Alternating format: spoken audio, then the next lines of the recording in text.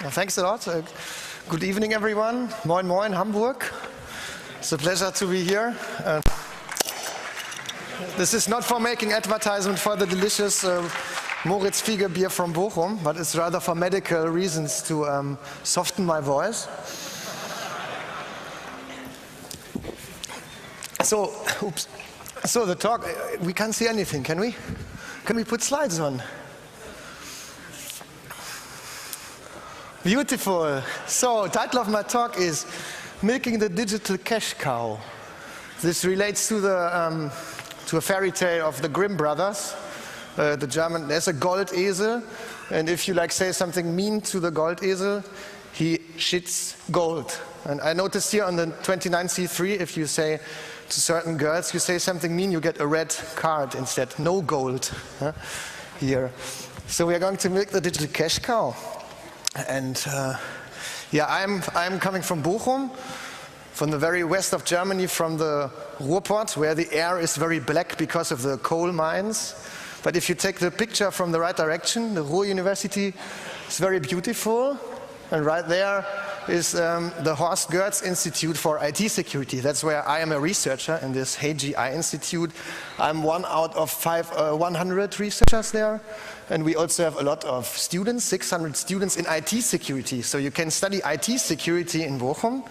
I can recommend this. You can first do a six semester bachelor studies, and then after this a master either in information technology, or if you went to Fachhochschule or you studied something else before this, you can make this master in networks and systems, or if you're working, you can do distance learning. And that's what I am doing. So I'm now very proud to be in my 27th semester studying electrical engineering and information technology, and did a lot of research. And in this, I'm going to show some of this here. But first of all, so 30 years ago, this is my first computer. 30 years ago, 1982. I remember it exactly. I was about 3 years old then. This device was first introduced, the Commodore C64. May I ask, who in this room has or has had such a computer? Okay, it's at least more than half, more than half of the room. And it's a very beautiful computer, and because it's to celebrate the 30th anniversary of this computer, I have decided that in parallel of my talk, we will play a nice Commodore C64 game. And my favorite Commodore C64 game, which is the game Mafia. Is it known to everyone? It fits quite well to the talk. So we first have to load the game. Mafia. Yeah, it's not so. We used to have a lot more time for drinking beer while booting the game in the old days. But we have a floppy accelerator.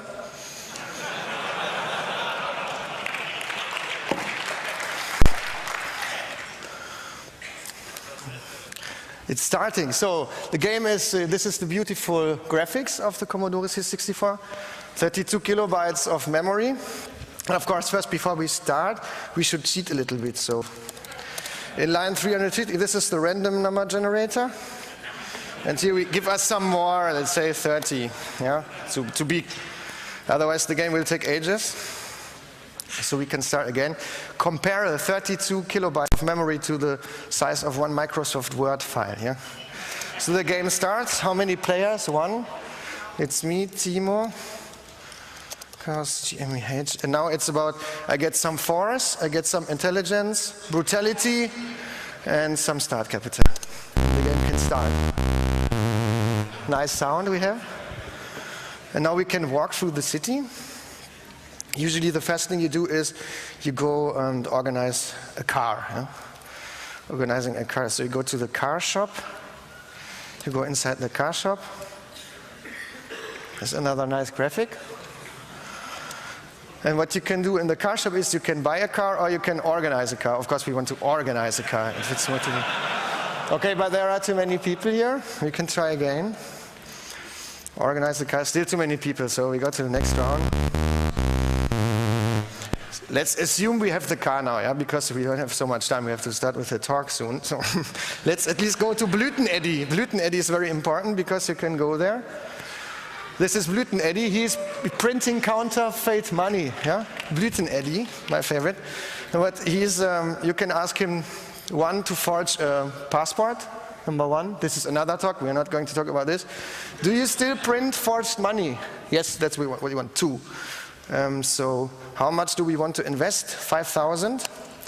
And he gives us some counterfeit money. And the cool thing is you can go again and again to Blüten-Eddy and again give him his own counterfeit money, and he will again return you more and more of this money. Huh? And this is how you have to start with the game.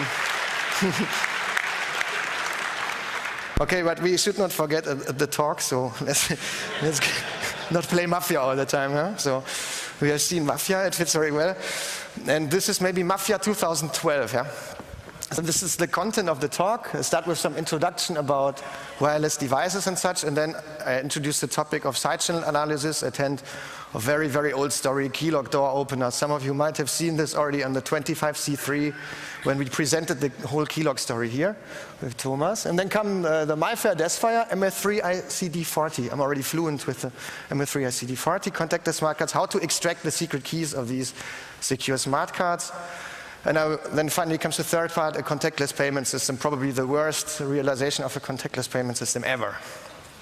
This is a joint work with Ingo von Maurich, David Oswald, and Christoph Paar, with my dear colleagues. All right, and this is what my research in the past years was about. So all these embedded wireless devices, you all will have some like this in your pockets, like to open doors, for contactless payments, identification purposes, for ticketing, to open and close your car, for governmental identification, or here these RFID enhanced pacemakers that you can reprogram through the human tissue. Here the attacker model is accelerated heritage, like set the heartbeat of your grandfather to 220 beats per minute. This is not part of the talk. So what all these devices need is cryptography. And cryptology they need, the core of all of these. And if you look into cryptology, you have on the one side always the inventor of a cipher who invents some cipher, cryptographer. And on the other side, you have the attacker, the cryptanalyst. And the game is that the designer invents something and it's tested here, and if the attackers find some vulnerabilities, they will report it to the designer and he can improve his system. This is the very important circle, how to design a secure system. It's well known in the mathematical world.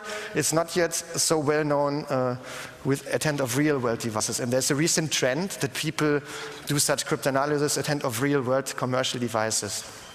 And surprise, today on the Chaos Communication Congress, we are on the side of the attackers and we do some security analysis here. Looking deeper into the field of cryptanalysis, we have to do this here to distinguish what we're doing. We have got the classical cryptanalysis. Classical cryptanalysis works at hand of a mathematical model and abstract description of the cipher or the cryptographic thing you want to analyze. So you can do brute force attacks, given a plain text and a cipher text, try all possible secret keys until you find the correct one. Then you can do protocol attacks, for example, man-in-the-middle attacks. That's the modern way of stealing cars. You have seen these recently in the news, the passive keyless entry systems, how to drive away the car with man-in-the-middle attacks. And then we have the classical mathematical analysis. This is what Nicolas Courtois is doing in the other room currently with the Russian cipher Ghost. So really hard mathematics. And we are now on the right side of the picture, where this, say, very secure cryptographic primitive is put into an electronic device. And there we have completely new attack vectors. So you have got it in your smart card, on your mobile. Then you can do some implementation attacks. For example, active implementation text is fault injection. For example, you manipulate the power consumption, the power voltage supply of the device, or you shoot on the circuit with lasers, optical fault injection. You want to induce a fault and then somehow extract the secret key. Or you do reverse engineering, either from software, so you disassemble some code and you look for the secrets in that code, or as Carsten Mohl did years ago with the MyFair Classic chip, you reverse engineer from hardware by taking microscopic pictures. And we are now focusing on the side channel analysis, which is a passive type of attack, which means that the device is operating under its normal operating conditions, and we just passively observe it while it's doing its normal things, and then we try to conclude with the secret key. And I would like to explain this at hand of a bank robbery. Yeah? So say you have got this safe here, and you want to open this safe.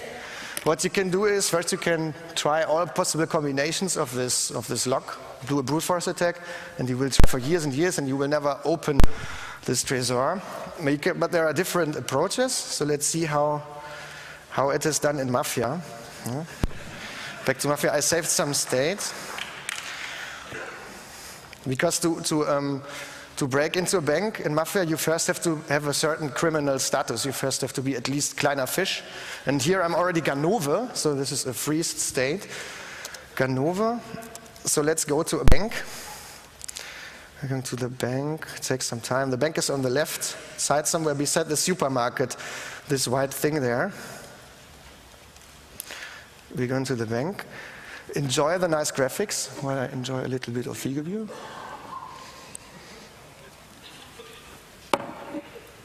Okay, we walk inside the bank. And it says, good morning, sir. What you like? You have two options again. The first option is, this is a bank robbery. And you directly take the pistol and rob the bank. And the second option is, just look for alarm systems and come back again in the night to rob the bank. That's what we want to do. Who wants to do the break? That's Timo with his revolver. Now comes the important thing here. It says, let's see. I want to try it with a stethoscope. Yeah, so we will use a side channel of the Tresor, the side channel of the mechanical lock while turning it in order to find the correct positions of the combination locks. So now silence here in the room, because we are going to, with the F keys, going to break the Tresor.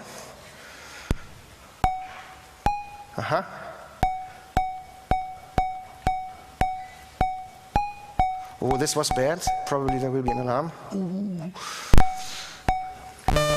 This was my fault. Okay, an alarm here. Not successful bank robbery. Oh, that's bad. That's bad. Something went wrong. Devil. Oh, that's bad. But I hope the principle. I think there is no time now for this shooting thing. It will just take too long. I hope the principle of the side channel attack has become clear. So the professional thief just takes this stethoscope and listens to the sound of the mechanical locks in order to find the correct combination one after another. Yeah? It's like the divide and conquer principle that we're using here. And we do exactly the same, just at hand of some electronic device which is performing cryptography. Yeah? For example, here these key lock remote controls. They're used to open cars or garages. And if you look inside such a remote control, it possesses a counter, and each time you press on the remote control, the counter is increased by 1. And then it's encrypted with a cipher, in this case the key lock cipher, and the output is then sent to the car, the rolling code. It's the encrypted counter. And now the car on the other side, it can decrypt this rolling code and check the counter value and can decide whether it's a valid code or not. I'm not going into details here. There's a secret key used for the encryption, of course, and that's what we want to have. And then, of course, we know the algorithm and we know the ciphertext. We do not know the plaintext. And of course, here a stethoscope is not so useful because we cannot listen to anything, but we will use a digital oscilloscope instead to measure the power consumption and see. We just assume that the device consumes different power when processing a 1 than when processing a 0. And we measure the power traces, process them on the computer, and finally, if we are lucky, we get out the secret cryptographic key and can then clone the remote controls, for example. That's the idea. And this is to give you an impression what it looks like. This is one power trace. When you record it, when you press on the remote control, on the right axis the time, on the y-axis is the power consumption. The beginning is very easy, so you press on the button and the device starts to operate. The end is also very easy. This is where the rolling code is sent. And now the problem is, where is the key lock encryption here? It must be somewhere in between this. Does someone want to have a guess here in the room? Maybe you want to point somewhere? Where would you guess the key lock encryption is? Oh, no guesses? Yeah, we guessed it would be there on the top. But of course it was wrong. This was the moment when the device writes to the internal EEPROM to store the new counter value. And after some more months, this is the worst part of all of it, we found that the key lock is just here. Yeah? So between 21 microseconds and 24 milliseconds and 24 milliseconds is where the key lock takes place. And this is what took the most time for the attack. We simulated the successful power analysis attack long time before. This was no problem. But to do it in practice, this was really hard to find where the key lock encryption is. So after performing these attacks, what is the management summary? You press 10 times on such a remote control and measure its power consumption, and then you can extract the 64-bit secret key of key lock and clone the remote control, which is not very impressive. Then we had another attack, an improved attack. There's a so-called manufacturer key in the key lock system. And we can obtain this manufacturer key from only one power measurement without knowing neither the plain text nor the ciphertext. That's quite impressive for mathematicians. They can't figure this out still. And this manufacturer key is very important for the key lock because the keys of each remote control of one manufacturer are derived from this manufacturer key and a serial number of the remote control. So each time I press on the remote control, it sends its serial number and then the rolling code. So if I know the serial number and I know the manufacturer key, then I can clone such a remote control from a distance, as was shown here on German television, Dreisat, years and years ago. It's dinosaurs. But it's still, to understand that this is a more devastating attack because it leaves no traces. So we come with our car, Professor Pa and me in the car. We park in front of the garage, and there comes the victim. And the victim now opens the garage, and we eavesdrop this encrypted rolling code. And the victim is leaving. Of course, she doesn't notice us because we are hidden in the car. And now, with the help of the manufacturer key, we get the secret key of the remote control and produce the next valid counter value in order to open the garage, and then we can walk inside the garage and, for example, put something into the garage, whatever you want to do there. Yeah, this was years and years ago, and after the attack, there were basically 3 reactions from the industry. So one reaction was that companies ignored us. That was quite often. Then more often were companies that hated us. For example, I got known to the Dachverband of Garagentorhersteller the next day after the press release.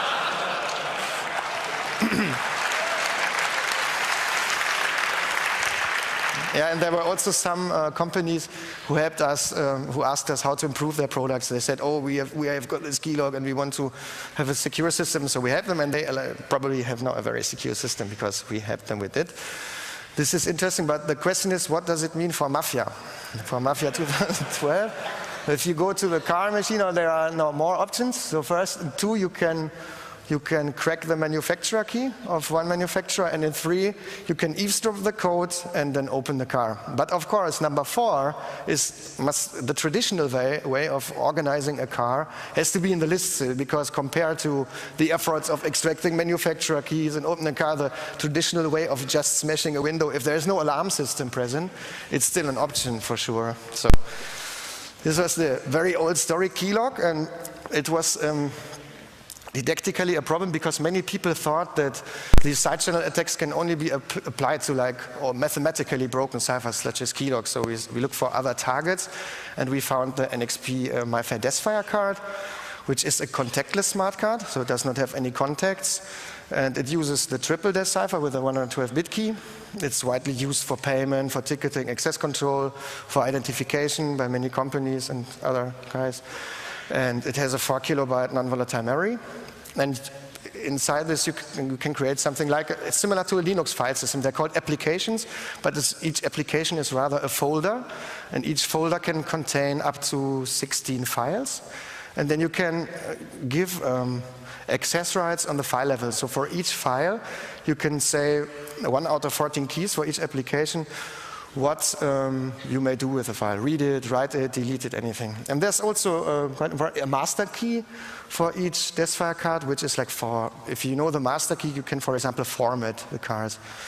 And it's widely used, for example, in San Francisco in the Clipper cards, or Open cards in Prague, or the new Oyster cards. I think they are also using this.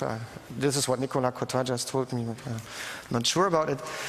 When we started with the attack, we just had this black box. Yeah, we did not have. You don't get much information about such a product. If you wanted to have such information, you would probably have to sign an NDA for 20, 30 years, and this was not part of the plan. So we just knew that if we send something to the card, it is encrypting this value X with a triple decipher. We don't even get the output. Yeah, the output is somewhere inside the car, but we found out it's always encrypting something.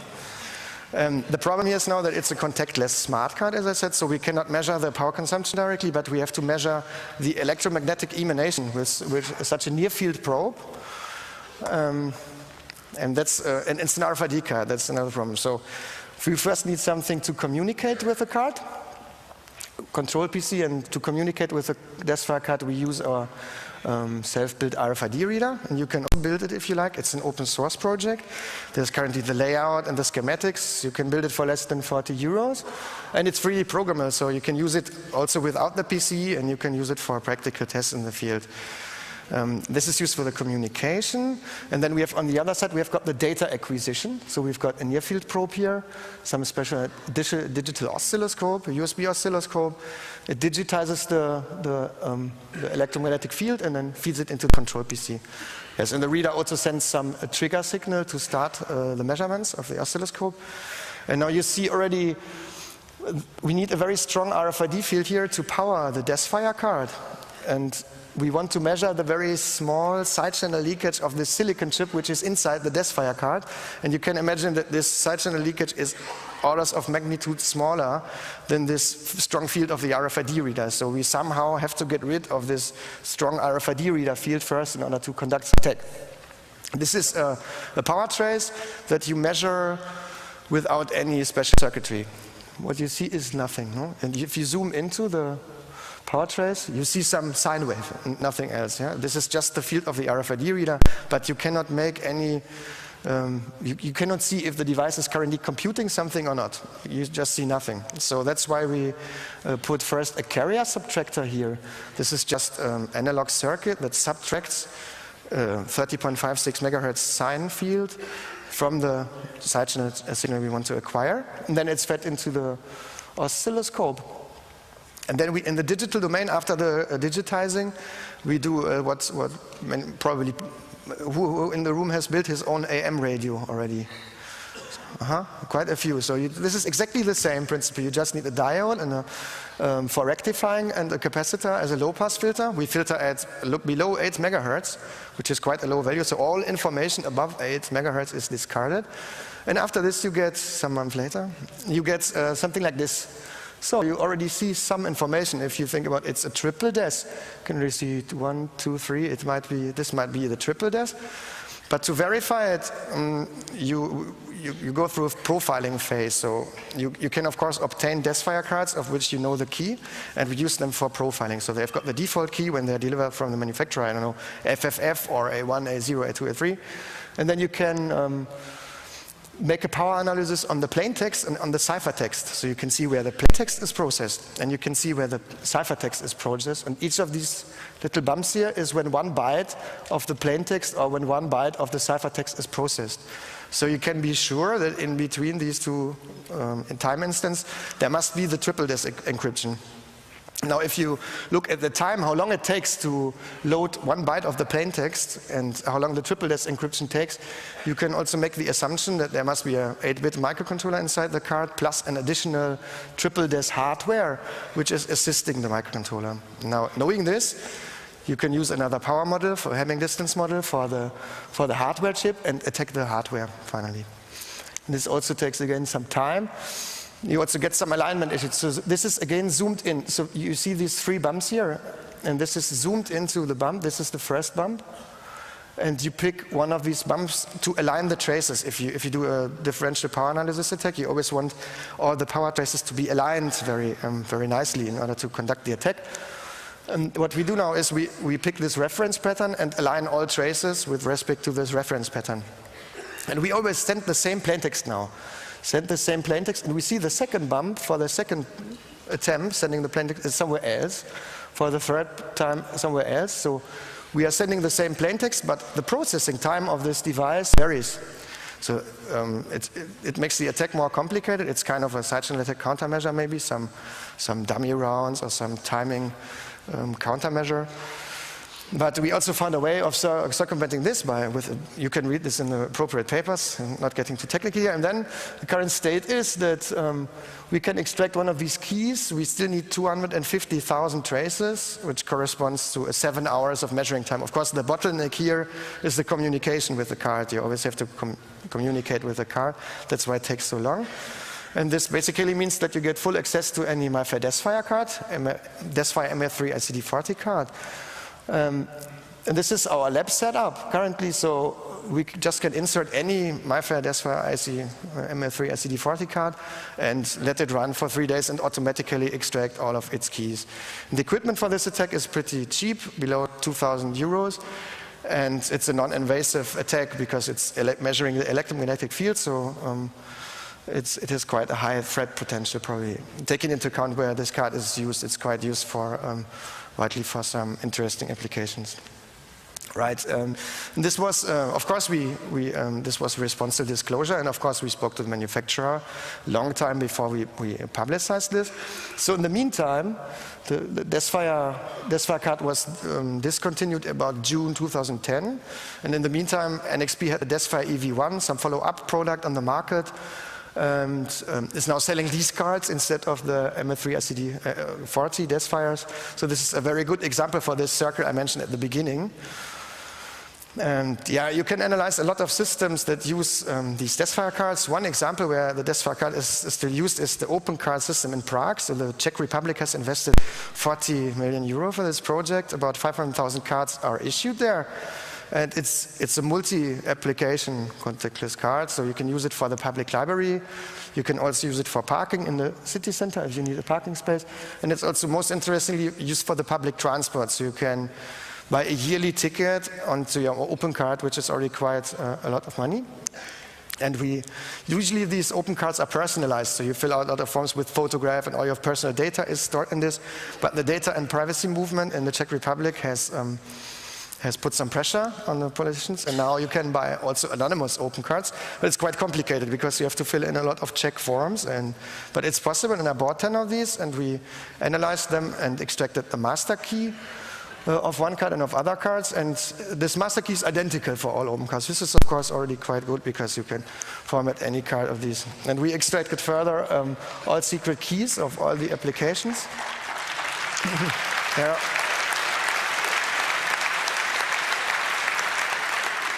So as I said, one is for the public library, one is for the parking, and one is for the, what was it? Never mind. And some of these vary, and some of them are the same. So we leave some of the efforts to you, and also what to do with the Clipper card. And so what we can do currently is access all files on the card, including personal information, and we intend in the year 2013 to maybe find out more things about this open card system. All right, it's time to get to the contactless payment system, but first I want to introduce another nice tool that we have developed, another open source tool. It's a Chameleon. It doesn't look like a contactless smart card, but to an RFID reader it appears like a contactless smart card.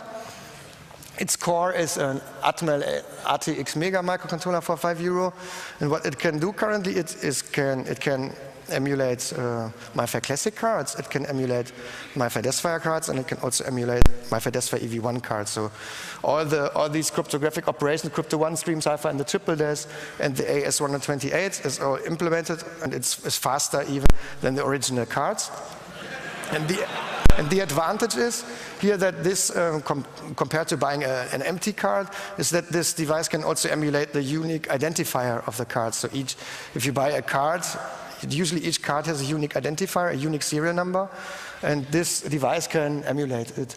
So I said it's an open source project. It would be great if people want to contribute, or if people would like to buy it. We also support this, so if there is more requests, we put more efforts in this side. And then next year there will also be the new mini version of the Chameleon. I can already announce this. So this is then credit card size. It's more easy to hide it in your purse. Before this you always had to wear a sweater and have half of the device in the sweater to pay with it. And now this will be small, so it's more easy to hide in the purse. Right. Yeah, one usage of this Camille device is this Siemens access control system. It uses my Classic 1K cards, and the secret keys in this system are the default keys.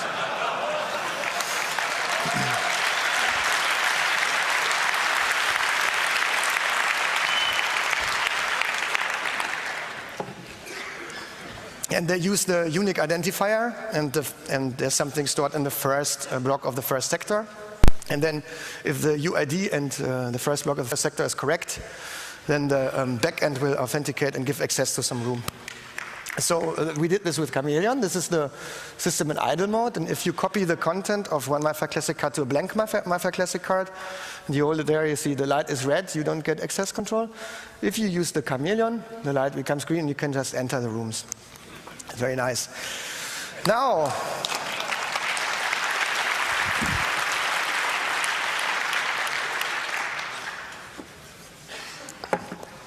we finally come to the probably worst realization of a contactless payment system ever. So this is we called it ID card for employees. So we anonymized the manufacturer for years and years, but in this small trustworthy circle, we can now reveal that this is exactly what is in my student's identity card and many of your student identity cards in Germany in many different universities. What I can do is I can charge this, it's also called Mensa card. Yeah? You can buy it in the Mensa in the restaurant of the university, and you can charge it with up to 150 euro. And you can, it's also used for access control to some students' apartments, or for paying the washing machine, or for copy and print service, all this stuff. It depends on the university, and according to the manufacturer Intercard, there is more than 1 million cards of these in the field with exactly the same configuration. We interacted with the card, and we saw there is MyFair Classic chip inside. And we took again our RFID reader. As I said, this is an open source project, and on this RFID reader we have implemented a very efficient key recovery attack for MyFair Classic, old hat, but it extracts all 16 keys of the card in less than 10 minutes, because this device has a very accurate timing, and the random numbers that are output by the MyFair Classic card are not random, but they're always, you always get exactly the same random nonce because of the timing accuracy of this device. If you use a commercial reader, it's far more complicated to really fix the random nonce of these cards. We tested it on the student identity cards. I tested it on my card and on the card of another student and on another student, and they all contain the same secret keys. This is, of course, a very good idea. This is an invitation for fraud. Yeah? Very good system design, yeah? To use MyFair Classic card and put all the same identical secret keys in all cards. Beautiful. So once you have extracted these secret keys, you can just, we went this repeated pay and compare approach. So we go paying and we look what has changed on the content of the card. You read out the card, what has changed, and we found inside of the card is an additional card number in addition to this unique identifier. Then there is the credit balance. It's just stored in plain without any additional protection. And there's some other data like last payment terminal use and so on. And so if you know this, if you know where the credit balance is stored, and if you know the secret keys, then you can now, of course, it's a contactless card, so you can manipulate someone else's card from a distance of 10 to 25 centimeters. You just have to get close to the pocket of the victim and manipulate the card. And one access to reading one sector or writing one sector takes 20 milliseconds. So 20 milliseconds is really quick. There's quite an attack potential here. Yeah, and we did some real world tests, of course. So we first took these cards. Of course, we did all these real world tests with the permission of the owner here of the University of Bochum. Yeah? So I went there, I explained that there are all the problems I'm explaining you now, and he was not completely convinced. But then he had got some special official member card, which was used by the employees of the university for open certain doors and other stuff. And he asked me if this card is also vulnerable. And I had programmed on this RFID reader, I had programmed some program that lights a green LED. It always tries to write 100 euros onto a card, and the green LED will only light up if this was successful. Yeah, so he gave me his card and asked if it's also vulnerable, and I just swept it over the antenna. I saw green LEDs on, okay, gave it back to him and said, there's now 100 euro on your card, it is vulnerable. And he said, this has to be checked, this has to be checked. So we go to the main restaurant, to the Mensa, and we go down to the cash desk, to my favorite cash lady. And he said, can you find out how much money is in this card? And she said, yes, one moment, no problem. And he said, 100 euro. And then the guy was like looking left and right, running out of the Mensa. I said, Mr. Kasper, I have understood. We have got a security problem here. You can test whatever you like.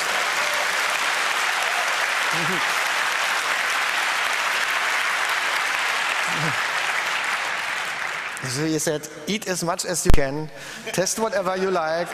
We don't inform the technical assistant. We need to find out what is really going on here. And that's how we, so my whole group, the whole chair of embedded security benefited, of course, from these tests. Yeah. So what we did is we cloned the cards. We just bought for 50 euros the empty MyFi Classic card of eBay and made some clones of cards that are existing in the system and paid with these cards. This was no problem. And then we just randomly modified the credit balances and paid with this counterfeit money. It was also no problem.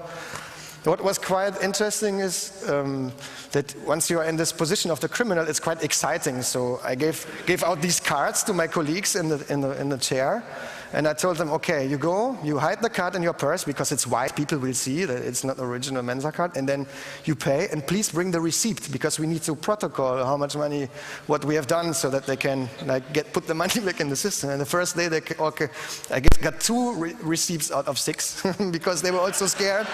The heart was beating because of being in this criminal position. They all forgot to bring the receipt. Of course.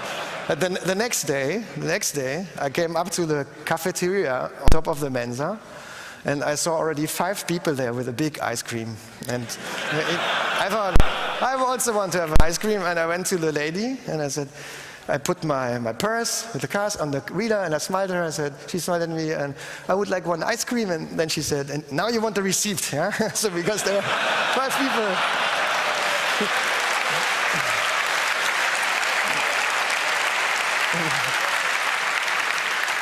Yeah, there were 5 people buying ice cream, and they all wanted a receipt for the ice cream. Yeah, we had a good time. After 1 week, we were already very, very, very fat. We also tried to produce completely new cards. So you guess a new card number and you put some random money on it, no problem. So nothing in the back end, no effective measures at all. Beautiful. So what the criminal could is hard work. Do you see the sweat? Sweating. Right, what the criminal could do now is, of course, he could sell these cards. Yeah? He could dump some card and then sell it to other poor students, have a top-up service, like pay €1, get €3, something like this. But of course, I mean, who is going to do this? No one is going to harm your own institution. You don't want to harm your own university. No one is going to do this, and no one is going to do such fraud. You will still get into jail. Still, if someone would do this, criminal would become rich, but this issuing institution would be bad because people would be paying with money that has never been paid into the system. This would, of course, be a problem, but no one is doing this. You could also emulate cards, if, for example, if you have the Chameleon, or if you have an NFC-enabled mobile. You can just, on every payment, emulate a new Mensa card, and this is, of course, difficult to track in the back end then, because on every payment you have a new card number and a new credit value. It will be difficult to detect the fraud in the back end. Right, then I thought, okay, no one is going to do the fraud, but what about the denial of service attack? So we assume that there's an attacker and he's running around with the reader and he's setting all cards in the field manually to €0, hard work. He could take the reader then, our reader, and put it in the standalone mode and hide it somewhere close to the cash desk, for example, where the people are queuing, and set our cards to €0. It's a good idea. This is what the evil attacker would do, but if you think about it, people would just go complain, I have €0 on my card, and they would fix it somehow. And what would happen if it's a nice attacker and he charges the card? Let's not say €100, let's say he charges with €23.48. Yeah? Then people would not even notice this. And there might be a lot of people who are not willing to contribute to the attack, but they will contribute because either they will not notice that they have more money on their card, or they just will notice, or who will complain if there is more money on the card. So this is the really scary attack, I think. This is what, on the long term, where they would have to shut down the system, because people are paying, they're participating in the fraud without unwillingly. Yeah, my favorite attack, the cashback attack. So what you can do is you can get an anonymous Mensa card, And you go to the cash desk, you give them €10 deposit. And then I did this, I went to the lady at the cash desk, bought this card and went around the corner and charged it with €50. And then 1 hour later, I went to another cash desk and I said, okay, I don't need this card anymore. Can you please pay out the money on the card? And yes, it works. So this is the wet dreams of the cryptographers, converting zeros and ones to real cash. Really beautiful. Best part. Now, what does it mean for mafia then? So if you look on the left top, we've got a new M here, where you can walk in, and this is the Mensa Freddy, and he is selling MyFair Mensa cards. And you have got some new options here. So it's, hey, old Kommilitone, shall I read cards? And you can say, one is, I am hungry, please load some money on my Mensa card. And the 2 is, do you still have a chameleon kit for me? I have to emulate something. And number 3 is, I need some cash. Can you pay out my remaining credit, please? Yeah, and this is the Mensa Freddy. So, if you're a system designer, what can you do? Of course, you all want to, you know this, you all want to use peer-reviewed cryptography, which is ciphers which are known to be good. Of course, you can add some obscurity on top of this. It doesn't harm the thing. Yeah? If you want to use some proprietary thing, of course, if the core of your application, if it's some good peer-reviewed crypto, okay, go on then, put some obscurity around it. It cannot harm the application end of the day. What you should keep in mind is that what you have seen, physical attacks, for example, side-channel attacks, reverse engineering, they're always a potential issue. And that's why you have to use certified devices, or you have to follow the ongoing security research. So what's the point if you have a microcontroller and you add an AES 256, you implement it on this microcontroller, and the attacker comes and just reads out the program code because there is some fault injection attack to read out the microcontroller, and he gets all your secret keys. What's the point in implementing an AES 256? What if someone measures 100 power traces of this microcontroller? You have got AES 256 in the microcontroller, and the attacker gets the key. What's the point? So you have to take these physical attacks into account when designing the system. But these embedded systems, they are only the first line of defense, right? So not unlike in this contactless payment system, you can do something to detect fraud and have a fallback plan in your backend. Like if a key is compromised, you should have a mechanism to have another new cryptographic key, or use public key cryptography. There's a lot of options. Have shadow accounts for Mensa card thing. And yeah, if you are a system designer, do not educate your attacker. I'm doing this for 5 or 6 years now, and what I always experienced, where I always benefited from, is that the companies put some products on the market which are in the first place weak and then need to be upgraded, that are easy. So you can learn a lot already from this first series of devices that you can attack, and then they improve something in the second generation of this product, and usually you would not be able to break it. But with the knowledge you already got from the first generation of this product, it's an easy step to also break this more secure devices. So that's what we saw with the Xilinx FPGAs, for example. Yeah, that's the end of my talk. Thank you. So if you want to come to Bochum and study IT security, you get food for free. It's a very nice place.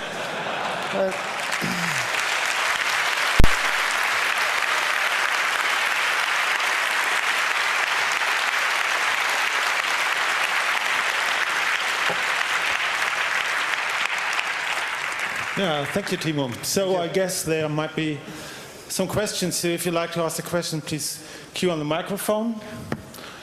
Do you have any question from the internet? There's one question from the internet. You did say you extracted not only keys but also information from the card. Are the protocols to talk to the card standard? Yeah, the protocols to talking to the MyFair Classic cards or MyFair Desktop cards, they're standardized, so you can. And they are known on the internet. You can look on the Proxmark sites, and in these days you can find these protocols somewhere using Chinese Google or so, google.ca. It's all on the internet in these days, and there are already some devices like our reader which are implementing the protocols for these MyFair Desktop cards and MyFair Classic cards. Number 2, please. Yeah, I got 2 little questions. First, the student card was replaced, the MyFair through a Desfire card. And I would like to know if you cracked both cards or just the MyFair Classic card? So it's in this system these days they've upgraded to MyFair Deathfire, but of course all the old MyFair Classic cards, they are still valid and it's still all working. So it's just when I come there, I always get a special message that the system integrator put there. It says please greet the customer, and so always if I buy something, they are greeting me, and he cannot delete it from the system. He cannot find me anymore, which is a good sign. It looks like there is no link from my name and my Matrikelnummer to my Mensa card, which is quite good. Yeah, and now these upgraded Deathfire cards we have not further analyzed because, oh my God, it's our university. So, and the second card is the second question is you said the chameleon. You got a few. Can we buy a few devices here on the C3 or? No, I did not bring. I will do it. I will bring some. I promise. I will bring some kits to the next to the 30 C3. But currently I have not brought it. It's just the layout. It's a simple layout. You can produce it on your own. It's on a home cooking. Okay. Thank you. Well. The guy number 1, please. You mentioned that it is a bad design to use the same secret for all cards. I wonder what is the workaround. Would you have to store like the secrets you use for, and remember for every serial number of the cards the used secrets and store it in the back end systems, or how would it work to use a different secret for every card? Yeah, one option is, as they did in the keylog case, where you've got this master key, but it's also bad because you also have a single point of failure. And once the attacker knows the master key, he knows the other keys. And better option would be something like use public key cryptography. No? Then there is a public key in the card, if you have enough computational capabilities, which is these days possible. There are RFIDs who can do ECC. And then use public key cryptography. But in this case, they use the cheap MyFair cards. So could they work around it? Like they would have to build their own secret on application layer to work around this. So what they could do is they could do some way of key derivation, and this would of course make the attacks of this system by orders of magnitude more complicated. The current state is you go to someone else's pocket and it has the same secret keys and you just manipulate his card and he didn't even notice. If his card would have another secret key, this scenario would not be working anymore. I first would have to have access to his cards for 10 minutes to extract the secret keys, and afterwards manipulate the content. That's why it would make the attacks a lot more complicated. What I do not understand is how does the legal card reader knows the secret of the correct secret of the card? Yeah, so there are either secure access modules who can compute keys, derive keys, or you implement something similar to the keylog system, where you take the card number, unique identifier of the card, or both. If you would check the unique identifier, would also be good, and derive the key of the card from this information using some master key, using some AS or so, or using some hash function, whatever. Number 2. Yeah, you talked about that all the cards have the same keys. I am assuming you talk about of one instantiation. This is okay. for the Ruhr University. It is one. Yeah, I once did a lecture in Hochschule Bonn-Rhein-Sieg, and they had different keys. Yeah, genau. I checked that too. But the both key A and B for the first sector are always the same on different universities. Are they? But probably because these sectors are used, because the credit value is stored in yeah, they are stored in now. But the first sector, they put there some proprietary MyFair application directories. Somewhat, they all look the same at different universities, but always have the same keys. Are you having this business already then? No, I haven't a university that allowed me to check buying things, but I was at a nearly same stage, but nobody allowed me to try it. Oh, poor. That's bad. For me, it was very good because I got this paper on financial crypto in Tenerife, the beach, because they allowed me to do it legally. Otherwise, I wouldn't have been able to do it. No. Okay, thank you. You're welcome. Okay, the guy with the number 54201. Yeah, that's me. You said that the card was used in universities. What were the other uses, like company canteens or? I'm not. I don't really know where it's in all the universities, and it's in some companies like big companies where you've also got kind of Mensa and pay there with contactless. But the main use was universities. Main use is universities, I think. If you look on the card reader and it says Intercard, you have a high chance that it's the similar system. Thank you. Okay, please. Just one thing. Lots of banks use them to authenticate their personnel and also for payment. Oh. In their buildings, because they have like, they don't want the employees to leave the building, so they have like wash machines there, you know, lots of things, food stuff, and they pay with it. All right, thank you. Thank you.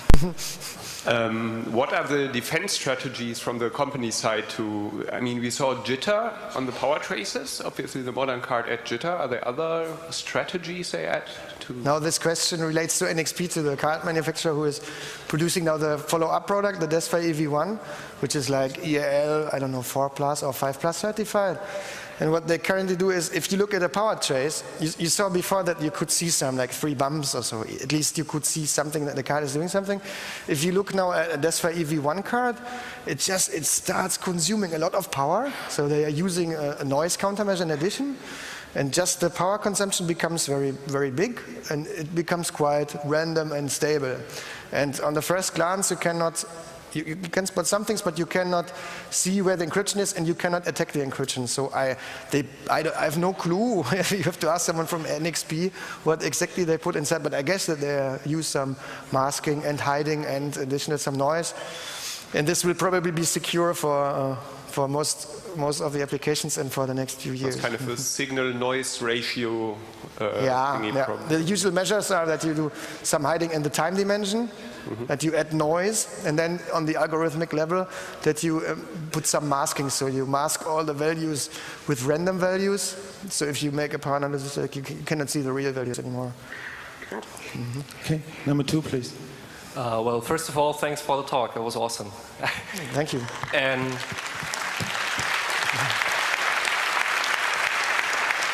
you get a free Fiege beer after the you can collect it. Secondly, rather non-technical question. It strikes me that if you go to Philips by such a MyFair thing, then you don't get a working crypto system, but building blocks to build your own system. So kind of like a Lego set, right? So it is up to the integrators, the integration guys, to build their own crypto system. And that ends up with problems like they put in the money value. It's just readable clear text value and not protecting that additionally. Absolutely. And that seems to me like a structural problem. Since you've got quite a background on this I think the problem is in all the companies, that's what we also heard today in the morning about the electric locks, is that there is a lot of companies who they are like a family company who have like 500 workers, and they just cannot, they just don't have a cryptographer in the company, and they say, okay, we want to do something secure, and they buy some product, and then they say, oh, default key, let's use the default key in all our access control, because they think, aha, now it is encrypted. Exactly. So that's why we have the new company Chaos, Kasper and Oswald, so all the people who need this cryptography experience, they can come to us and so you have a solution for that kind of structural problem. Yeah, this is on the right bottom side. Yeah, it's a very new company, only founded 2 months ago. All right, thanks. Thanks for the advertisement. You get 2 Fiege beer. Okay, number 1. Yeah, I've got another question. If you've got RFID card, how do you find out which chip is inside it? So it depends. First of all, RFID is a very wide world. Yes, you have access control 125. Card. Yeah, you can have a 125 kilohertz access control card, or you can have one working on 30.56 megahertz, whatever. So assume we are in the 30.56 megahertz HF range, then they will all obey, most, like 95%, will obey the ISO 14443 protocol. And then at the beginning of this protocol, you get some you get some answer to request. In the protocol step, there is somewhere an ATR, and the card gives you some information. And from this information, there's for NXP cards, for example, there's an application note identification of MyFair cards, and then according to this ATR you can see what type of card it is. So first step is identify the frequency. It's most likely 120 kilohertz or 30.56 megahertz, and then look at the information that the card gives back to you according to the ISO standard. And then there is usually some, by the manufacturer, some documents that or you just buy some commercial reader. There comes a program with a commercial reader. You put the program, or buy this NFC smartphone and get this NFC tool and put the smart card on top of it. It will tell you what smart card it is. If it's not reacting, it's probably a 125 kilohertz smart card. Then you have to do the same for the 125 kilohertz domain. Okay. Complicated, no? Number 4, please. Did I get this right? It will take 10 minutes to read out the keys of a completely new card. MyFair Classic card is one sector key is 30 seconds. With our implementation, 30 seconds for one key. So you put the card there, you wait for 30 seconds, and you have one MyFair Classic key. But this applies to the MyFair Classic. Do not confuse it with the MyFair Desfire card. For the MyFair Desfire card, 7 hours for one key. Okay, 7 hours. Yeah, and this is 7 hours and 250,000 traces. If you compare this with 10 traces for the keylock remote control, you just needed 10 power traces, and now you need 250,000. It is because of the countermeasures and the disturbing strong RFID readers field. Okay, do you really need those 7 hours, or could it be that if you're lucky, you find a matching key after 10 minutes or 15 or 20? No, that's very unlikely. So usually you will need some hours for it. It's an average value, 7 hours. But these attacks can still be improved, like you can do template attacks and all these things. Okay. But it's in general sufficient if you have one card, you can borrow it for a while and extract the key. I need only one card, and then, okay, I see. So you can put any card into this lab setup, you press on play, and then you go away, and you work. And after 3 days you come back, and you have all the keys, all the applications, all the keys, and all the content of this Desfire card. Thank you. You're welcome. Number 2, please. Have you tried this with other Mensa cards from other universities? No, only yes, but not officially. I think. I think I only read out the cards, but I guess I never went eating for free. Okay, I got an Intercard here. Is it just the same? Yeah, I think this what's the name of this manufacturer who sells the readers or so. Or maybe who sells this the system. Yeah. Maybe it's good. Maybe you are on the lucky side. But be careful, yeah. That's the one step to jail. Just in addition for him, in Magdeburg it's also possible. We have the MyFair Classic and the new Desfire, and the Classic is of course flawed. You can get free food. No one is hungry. Good. Good news from Magdeburg. Number 1. Yeah. Do you know whether it would be possible for the card manufacturers to just put in a little white noise generator into the IC and just put white noise on the antenna whenever it's doing cryptography, so that it just blocks out all your side channel signals? Yeah, this relates to the question we had before here. What countermeasures can the manufacturers put into the car? So the thing you mentioned, just produce a lot of noise, is one of these countermeasures. But in the end of the day, if you add noise for the attacker, it just means you need more measurements. Yeah. If you then acquire 2 or 3 million measurements, you will still be able to get the card. So you need to find a compromise between the different countermeasures, which is appropriate for a system. And you will come to some point where you say, no, it now takes 1 year and 10 million traces. Now my card is secure enough. I mean, if the white noise would be like 40 decibels above the side channel, you would have a real hard time seeing any signal in there, even if you have so many samples. No, I would say the white noise just averages out on the long term. So if you average over this white noise again and again and again, it will become 0. And only the side channel leaker will remain. We can talk about this offline. I can explain you how these attacks work then. Okay, thank you all. Thank you, Timo, for the great talk. Great audience.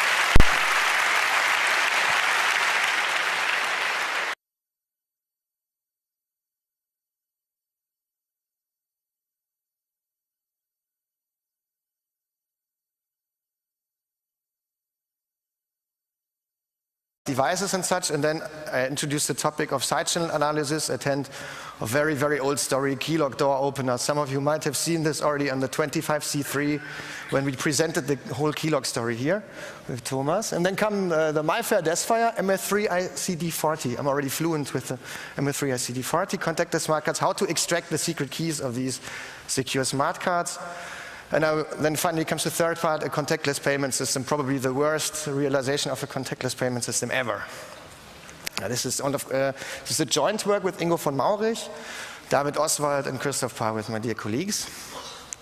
All right, and this is what my research in the past years was about. So all these embedded wireless devices, you all will have some like this in your pockets, like to open doors, for contactless payments, identification purposes, for ticketing, to open and close your car, for governmental identification, or here these RFID enhanced pacemakers that you can reprogram through the human tissue. Here the attacker model is accelerated heritage, like set the heartbeat of your grandfather to 220 beats per minute.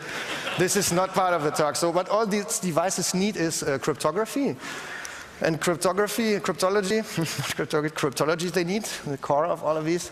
And if you look into cryptology, you have on the one side always the inventor of a cipher who invents some cipher, cryptographer. And on the other side, you have the attacker, the cryptanalyst. And the game is that the designer invents something and it's tested here, and if the attackers find some vulnerabilities, they will report it to the designer and he can improve his system. This is the very important circle, how to design a secure system. It's well known in the mathematical world. It's not yet so well known at hand of real world devices. And there's a recent trend that people do such cryptanalysis at hand of real world commercial devices. And systems, or if you're working, you can do distance learning. And that's what I am doing. So I'm now very proud to be in my 27th semester studying electrical engineering and information technology. And did a lot of research, and in this, I'm going to show some of this here. But first of all, so 30 years ago, this is my first computer. 30 years ago, 1982, I remember it exactly, I was about 3 years old then. This device was first introduced, the Commodore C64. May I ask, who in this room has or has had such a computer? Okay. It's at least more than half, more than half of the room. Yeah, and it's a very beautiful computer, and because it's to celebrate the 30th anniversary of this computer, I have decided that in parallel of my talk, we will play a nice Commodore C64 game. And my favorite Commodore C64 game, which is the game Mafia. Is it known to everyone? It fits quite well to the talk, so we first have to load the game. Mafia. Yeah, it's not so. We used to have a lot more time for drinking beer while booting the game in the old days. But we have a floppy accelerator.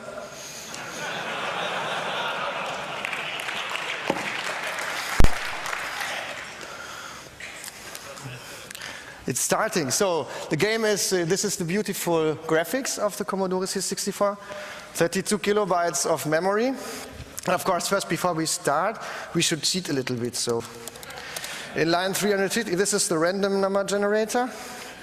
And here we give us some more, let's say 30, to be, otherwise the game will take ages. So we can start again.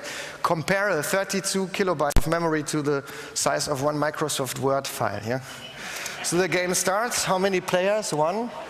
It's me, Timo. GMEH. And now it's about, I get some force, I get some intelligence, brutality, and some start capital. The game can start. Nice sound we have. And now we can walk through the city. Usually the first thing you do is you go and organize a car. Organizing a car. So you go to the car shop. You go inside the car shop. There's another nice graphic. And what you can do in the car shop is you can buy a car or you can organize a car. Of course, we want to organize a car. If it's what okay, but there are too many people here. We can try again. Organize the car. Still too many people, so we go to the next round. let's assume we have the car now, yeah, because we don't have so much time. We have to start with the talk soon. So let's at least go to Blüteneddy. Blüteneddy is very important because you can go there. This is Blüteneddy. He's printing counterfeit money. Yeah, Blüteneddy, my favorite.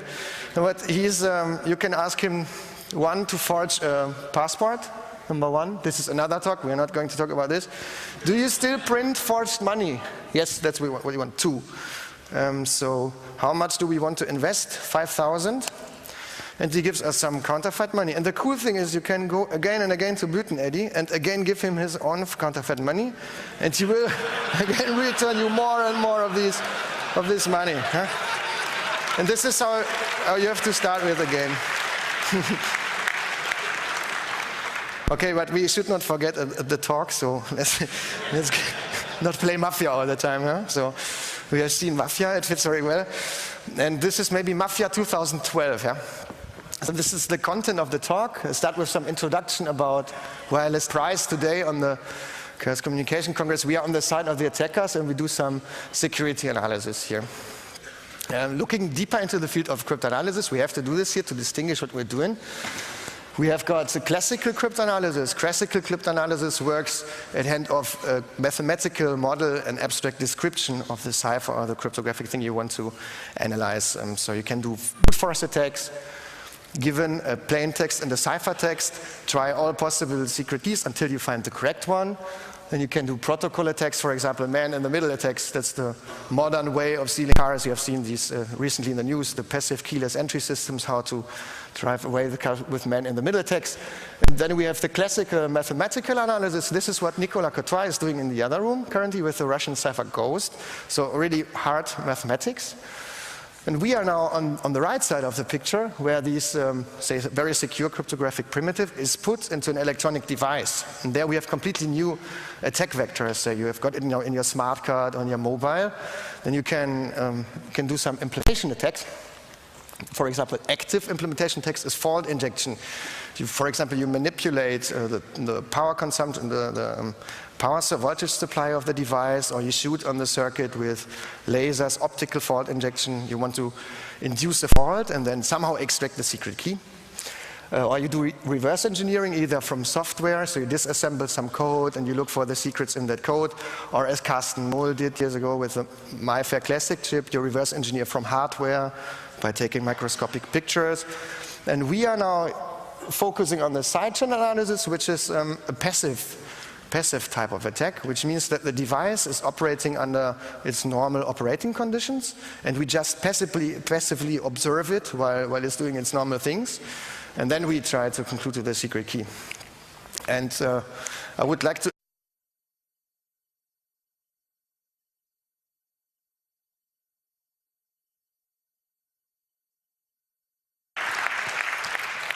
thanks a lot. Good evening, everyone. Moin Moin, Hamburg. It's a pleasure to be here. This is not for making advertisement for the delicious Moritz Fiege beer from Bochum, but it's rather for medical reasons to soften my voice. So the talk, we can't see anything, can we? Can we put slides on? Beautiful. So, title of my talk is Milking the Digital Cash Cow. This relates to a fairy tale of the Grimm brothers. The German, there's a Goldesel, and if you say something mean to the Goldesel, he shits gold. And I noticed here on the 29C3, if you say to certain girls, you say something mean, you get a red card instead, no gold here. So we are going to milk the digital cash cow. And yeah, I'm coming from Bochum, from the very west of Germany, from the Ruhrpott, where the air is very black because of the coal mines. But if you take the picture from the right direction, the Ruhr University is very beautiful. And right there is the Horst Goerz Institute for IT Security. That's where I am a researcher in this HGI Institute. I'm one out of 100 researchers there. And we also have a lot of students, 600 students in IT security. So you can study IT security in Bochum. I can recommend this. You can first do a 6-semester bachelor studies, and then after this a master either in information technology, or if you went to Fachhochschule or you studied something else before this, you can make this master in networks and systems.